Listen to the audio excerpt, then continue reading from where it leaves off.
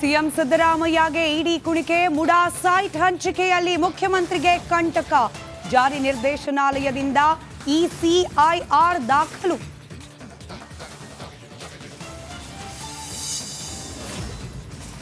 ಮೈಸೂರಿನಲ್ಲಿ ಲೋಕ ತನಿಖೆ ಚುರುಕು, ದೂರುದಾರ ಸ್ನೇಹಮಯಿ ಕೃಷ್ಣ ಸಮ್ಮುಖದಲ್ಲಿ ಸ್ಥಳ ಮಹಜರು, ಸ್ಥಳದಿಂದಲೇ ರಿಪಬ್ಲಿಕ್ ಕನ್ನಡ ರಿಪೋರ್ಟ್.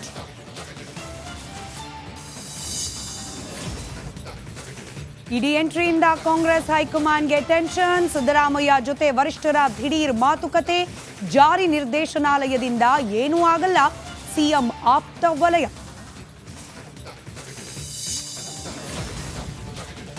ದರ್ಶನ್ಗೆ ಸದ್ಯಕ್ಕಿಲ್ಲ ಬಿಡುಗಡೆ ಭಾಗ್ಯ, ದರ್ಶನ್ ಗೆಳತಿಗೂ ಭಾರಿ ನಿರಾಸೆ, ಅಕ್ಟೋಬರ್ 4ಕ್ಕೆ ಜಾಮೀನು ಅರ್ಜಿ ವಿಚಾರಣೆ ಮುಂದೂಡಿಕೆ.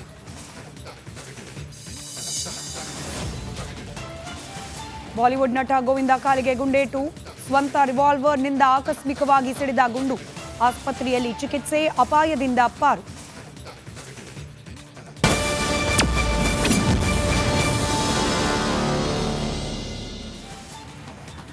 ನಮಸ್ಕಾರ, ನೀವು ನೋಡ್ತಾ ಇದ್ದೀರಾ ರಿಪಬ್ಲಿಕ್ ಕನ್ನಡ. ನಾನು ಸ್ಮಿತಾ ರಂಗನಾಥ್. ಮೂಡಾ ಸೈಟ್ ಹಗರಣದಲ್ಲಿ ಸಿದ್ದರಾಮಯ್ಯನವರಿಗೆ ಸಂಕಷ್ಟದ ಮೇಲೆ ಸಂಕಷ್ಟ. ಮೈಸೂರಿನಲ್ಲಿ ಲೋಕಾಯುಕ್ತ ತನಿಖೆ ಚುರುಕಾಗಿದೆ. ಬಹಳ ಇಂಟ್ರೆಸ್ಟಿಂಗ್ ಅಂದ್ರೆ, ಸಿದ್ದರಾಮಯ್ಯನವರನ್ನ ನೋಟಿಸ್ ಕೊಟ್ಟು ವಿಚಾರಣೆಗೆ ಕರೆಸ್ಕೊಂಡಿಲ್ಲ ಲೋಕಾಯುಕ್ತ. ಕರೆಸ್ಕೊಳ್ಳೇಬೇಕು ಅನ್ನೋ ಕಂಪಲ್ಷನ್ ಇಲ್ಲ, ಆದರೆ ಆಗ್ತಿರುವ ಪ್ರಕ್ರಿಯೆಗಳ ಕ್ರಮವನ್ನ ಗಮನಿಸಿದಾಗ ಸೂಕ್ಷ್ಮವಾಗಿ ಪ್ರಕರಣ ದಾಖಲು ಮಾಡಿಕೊಂಡು ತನಿಖೆಯನ್ನ ಮಾಡಿ ಅಂತ ಹೇಳಿರೋದು ಸಿದ್ದರಾಮಯ್ಯನವರ ವಿಚಾರದಲ್ಲಿ. ಅವರ ಪತ್ನಿ ಹೆಸರಲ್ಲಿ ಬಂದ ಕಾಂಪನ್ಸೇಟರಿ ಸೈಟ್ನ ವಿಚಾರದಲ್ಲಿ ಇಲ್ಲಿವರೆಗೂ ಸಿದ್ದರಾಮಯ್ಯನವರಿಗಾಗ್ಲಿ ಅವರ ಕುಟುಂಬಸ್ಥರಿಗಾಗ್ಲಿ ನೋಟಿಸ್ ಹೋಗಿಲ್ಲ. ಆದರೆ ಸ್ಪಾಟ್ ಮಹಜರು ಪ್ರಕ್ರಿಯೆ ಪ್ರಾರಂಭ ಆಗಿದೆ. ದೂರುದಾರರಾದ ಸ್ನೇಹಮಯಿ ಕೃಷ್ಣ ಅವರಿಗೆ ನೋಟಿಸ್ ಕೊಟ್ಟು ವಿಚಾರಣೆಗೆ ಕರೆಸಿಕೊಂಡು ಇದೀಗ ಅವರ ಸಮೇತ ಸ್ಪಾಟ್ ಮಹಜರು ಸ್ಥಳ ಪರಿಶೀಲನೆ ನಡೆಸಲಾಗ್ತಾ ಇದೆ. ಕೆಸರೆ ಗ್ರಾಮದ ಸರ್ವೆ ನಂಬರ್ 464. ಇನ್ಫ್ಯಾಕ್ಟ್ ಈ ಸರ್ವೆ ನಂಬರ್ನ ಜಾಗ ಉಳಿದೇ ಇಲ್ಲ ಅನ್ನೋದು ದೂರುದಾರರ ಆರ್ಗ್ಯುಮೆಂಟ್ ಕೂಡ. ಮೂಡಾ ವಶಕ್ಕೆ ಪಡೆದಾಗಿದೆ, ಸೈಟ್ ಮಾಡಿ ಬೇರೆಯವರಿಗೆ ಹಂಚಾಗಿದೆ. ಹೀಗಾಗಿ ಕೆಸರೆ ಗ್ರಾಮ ಅಂತ ಹೇಳಿ ಉಳಿದಿಲ್ಲ, ಅದೀಗ ದೇವನೂರು ಬಡಾವಣೆ. ಬಟ್ ಯಟ್ ಆ ಜಾಗದ ಪರಿಶೀಲನೆಗೆ ಮುಂದಾಗಿದೆ ಲೋಕಾಯುಕ್ತ ಸಂಸ್ಥೆ.